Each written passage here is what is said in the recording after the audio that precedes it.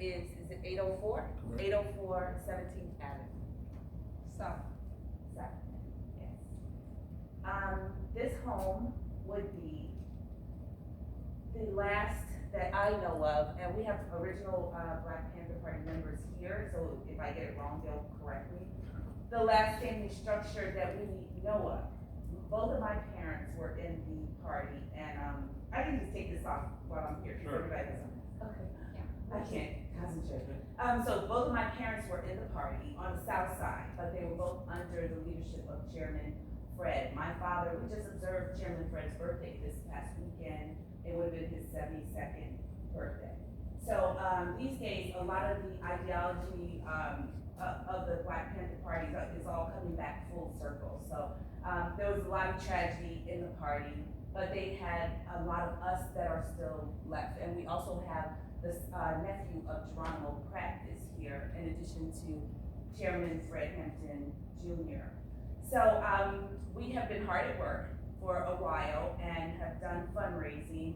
And to date, I think it's about $176,000 that has been raised to save it from the bank. The family's matriarch passed away, Mrs. Hampton.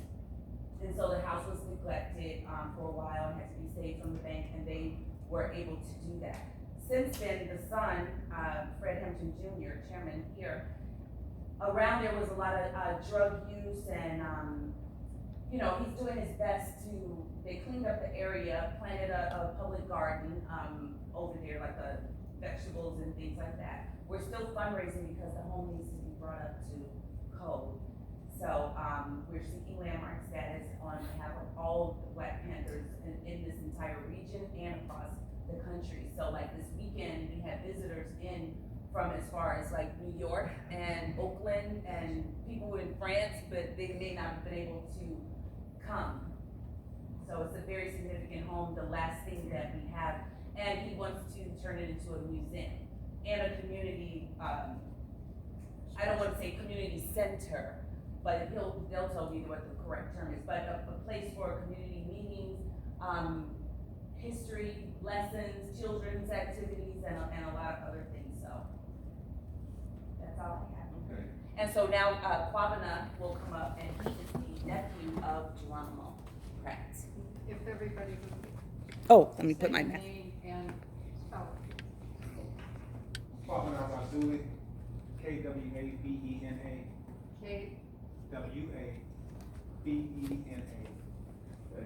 Rasuli, Rasuli.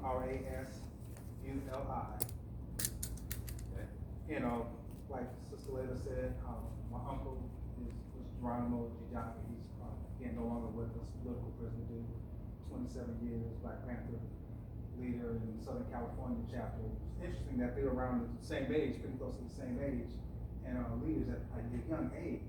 And so this example of our youth see someone positive, people positive and sacrificing, and unselfish, and working to better the conditions in our community is so needed right now.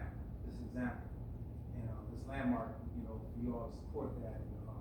Have that represent Maywood, and that's a great thing for Maywood.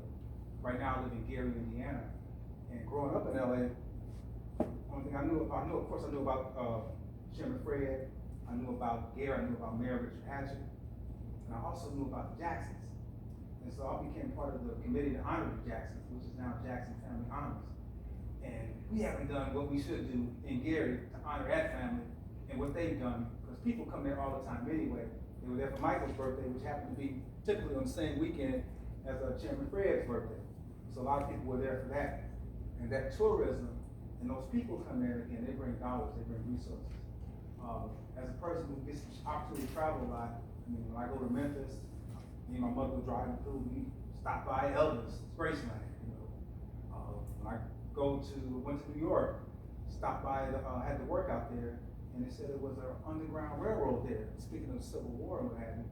So Thomas Sewell, who was one of the people who ran against Lincoln, learned about him and how he was an abolitionist, saw the remnants of the Underground Railroad, bought a book there. So while I'm there checking out Thomas Sewell, somebody says, well, Harriet Tubman's house is about 25 minutes away. So I drove to Harriet Tubman's house, bought a book about Harriet Tubman, spent money there, put resources into there. And And also during the story, and I'm gonna get off after this, because I thought about that while we're in this courtroom or this hearing space. Council chamber. Council chambers. So everybody knows about Harriet Tubman and her ventures back and forth to free slaves and her royal sister there. But she had retired and was up here in this area. I'm reading this in the book, and I was amazed. She had retired, and somebody came up with escaped slavery, and their half brother came up to get them and bring them back to slavery.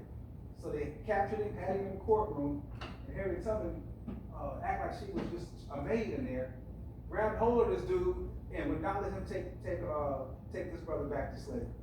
And so they beat her up. They actually beat her up. The town found out about it, all came in, and that dude got to stay free. So Harriet Tubman still kept putting in that work.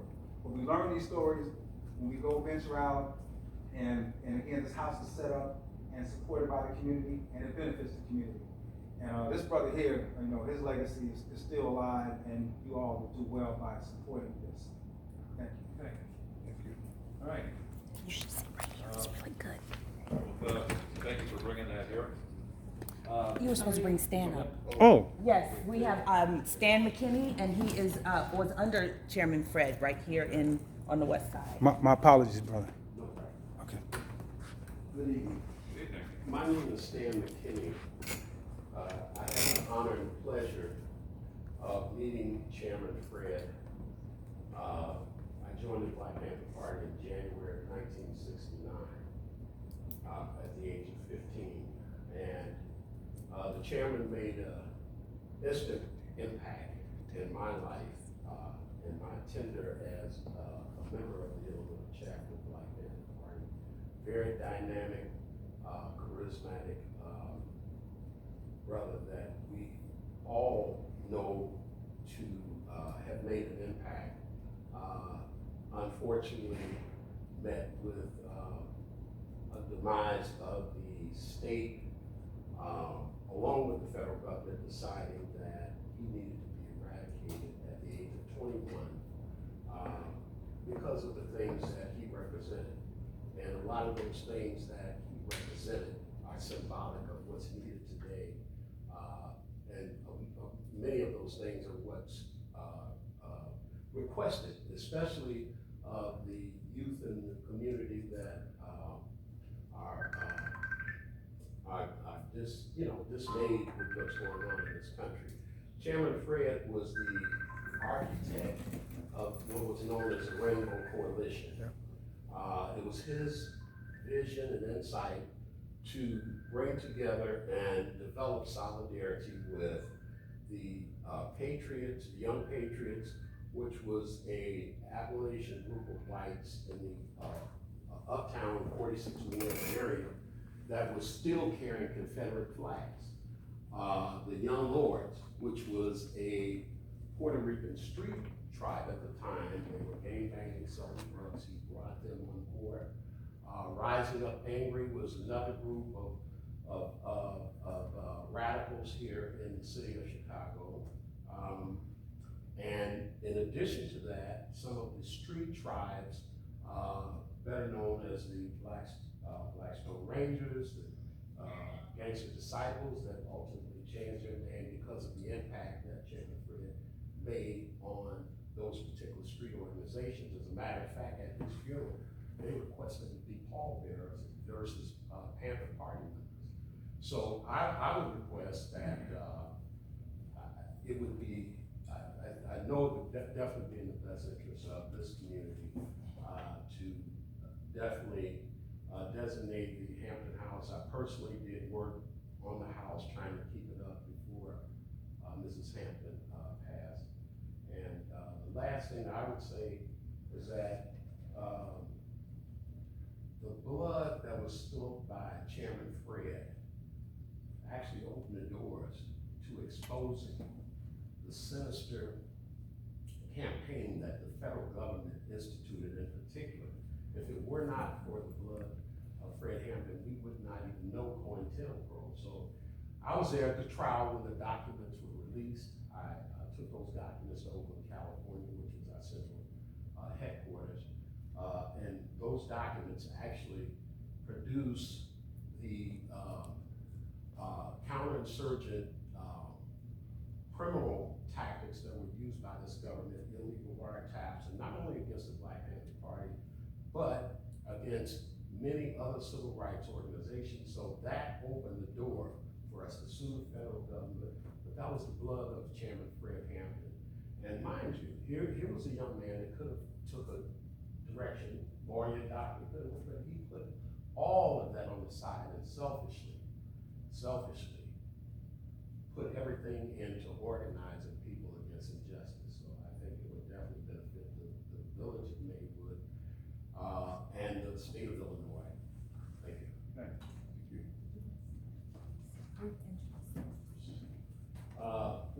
This comrade is coming up, Henry Nesbitt. Henry, operated out of the East St. Louis chapter. We had chapters, Black Panther chapters, throughout the state, United States. I think it was 44 chapters and branches, and we had 4 international. So Brother Henry was from the East St. Louis chapter that came up and ultimately worked out of Chicago. Good evening, everybody. Good evening. My name is Henry Nesbitt.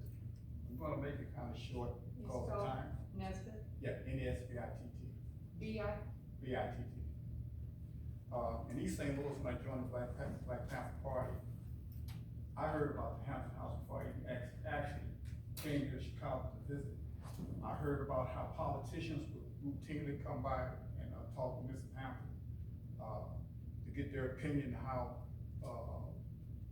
things were resolved from the community, just around the community for us, conflicts, things of that nature. And it would behoove you guys to really consider making it a designation like they want. Also, when we moved in California for 2016 for the 50th anniversary, there are a lot of landmarks out there now that the city has made landmarks and historical monuments, things of that nature. There's places all over the country now where there have been chapters and branches that existed, where they've named streets and put up plaques and things like that. Now, we live in a capitalist society, you can't deny it. And like the sister said here and the brother said earlier, people come, they wanna see tourism, spend money. That's the bottom line. All right, thank you. And we also have, another member of the Hampton House Committee, Khalid Muhammad, and he is an attorney. Khali. wait, K, Yes, Khaliyyq. Last name Muhammad, Muhammad. I'm sorry, was that 2 M's? 2 M's. 2 M's? A.D. That's what I thought you said. Okay. Yes, I've been working with the Hampton family and the former members of the Illinois chapter of the Black Panther Party for the last couple of years, helping them with whatever issues that have come up, helping to preserve that legacy. With respect to the house, we were able to salvage the house, and we are moving forward to do what we can in the community. And we feel that, granting this status will help us to achieve that goal in a new life. Okay, thank you. Is there somebody taking the lead within this group on Yes, this we project? have, Chairman Fred Hampton Jr., and Okay. he will, Good evening. he's in charge. All right, go ahead. Thank you, Dr. Introduction. I'm Chairman Fred Hampton Jr., Hampton. Okay. you did. How y'all doing? This is, I guess, personal and political. Maywood, geographically speaking, is a small location. However, it represents a political giant. Whenever I speak throughout the country, family, international, people are inspired by the accounts that not only Chairman Fred Hampton, but even before he became chairman, the deputy chairman of the Illinois chapter of the Black Panther Party, growing up here. And in fact, the elementary school he attended, we make prior to the present climate, we make jokes about the youth that attended the school, how initially we didn't know about who Fred Hampton, who Chairman Fred Hampton was, and how they had to get bigger shirt sizes because they walked to school with a different enthusiasm and pride. Just again about the work he did, how this is the largest chapter of Black Panther Party. This is our program, such as the free breakfast program, at a minimum of 30,000 children a week.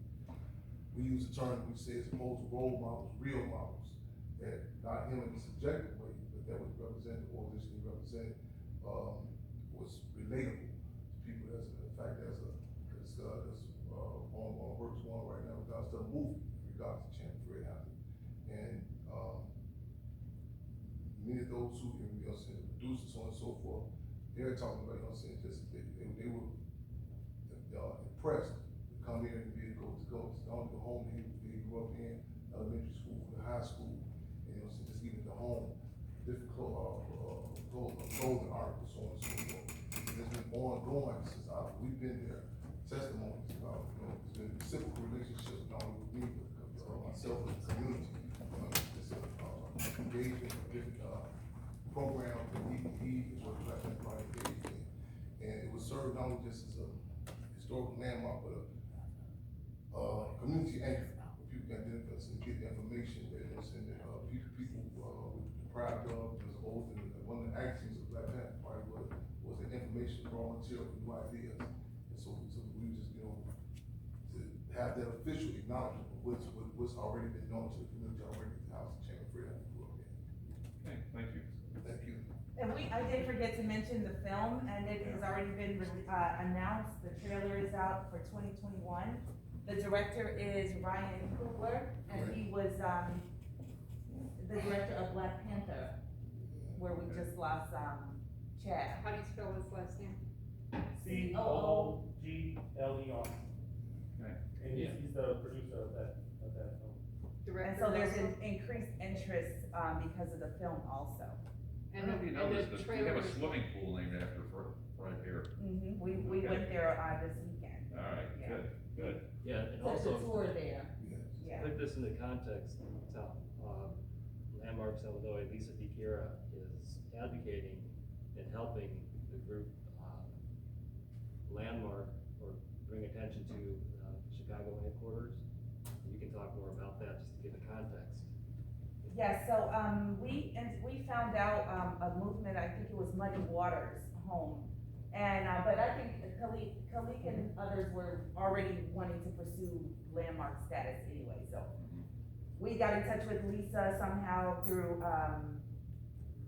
Mr. Legs, Brent Legs, I forgot the Legacy, I forget the name of his organization, but we ended up getting in touch with Lisa and, going through the process. I have all the notes and different things, steps for us to follow, so we're excited about it, and we just cross things off the list and keep going. Okay. Well, certainly, as far as landmark status, you can talk to Lisa, I know her very well, she probably went through the procedure to approve it. We recommend they approve, so that's the way this goes, so. We'll certainly help you with this, but, gotta follow the procedures. Will we bring it back here? Yes. We bring it back here and You you meet file it. once a month? You'll file it